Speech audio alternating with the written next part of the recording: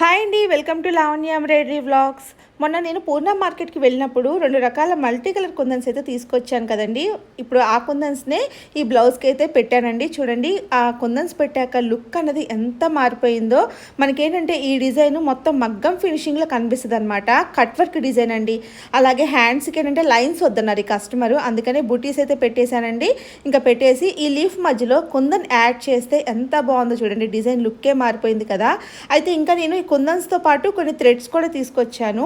అంటే బాబిన్కి యూస్ చేస్తాం కదా, ఒక బండిల్ లాగా ఉంటుందండి. అంటే 400-500 మీటర్స్ ఉంటుందని చెప్పారు. అక్కడ మహావీర్ ఎంబ్రాయిడరీలో తీసుకున్నాను అనమాట.